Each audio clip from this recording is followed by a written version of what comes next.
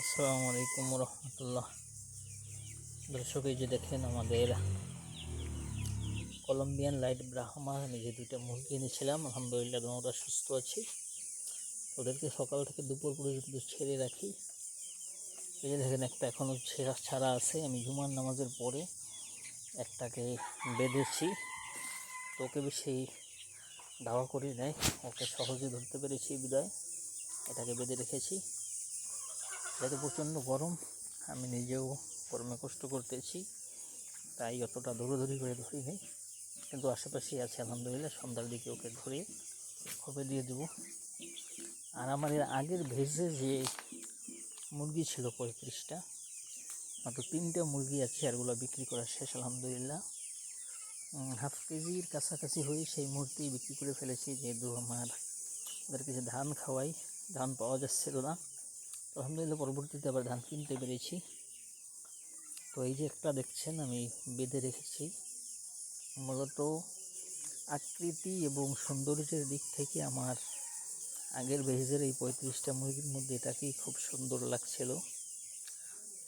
আমি একটা নিয়ত করেছি যে আমার প্রত্যেক ভেজের দেশি মুরগির থেকে একটা আমি মাদ্রাসায় দান করব। তো আলহামদুলিল্লাহ এটাকে আমি আজকে বেঁধে রেখেছি। আমাদের এলাকার এক মাদ্রাসা, যেটা আগামীকালকে খোলা হবে।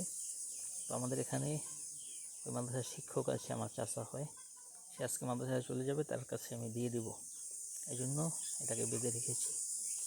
আর বাকি আমার দ্বিতীয় ভেজের পরবর্তী যে 27 পিস মুরগির বাচ্চা, এই যে ছোটোটা, এটা আলহামদুলিল্লাহ সম্পূর্ণ সুস্থ আছে।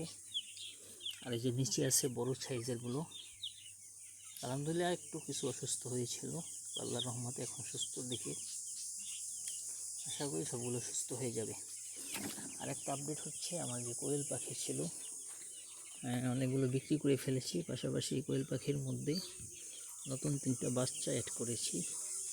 এই যে দেখেন খাবারের পাত্রের মধ্যে ছোট একটা বাচ্চা খাবার খাচ্ছে, তারও দুটো আছে। এই বাচ্চাটা সাদা, আর অন্য বাচ্চাগুলো স্বাভাবিকভাবেই আছে। এই যে দেখেন উঠতেছে।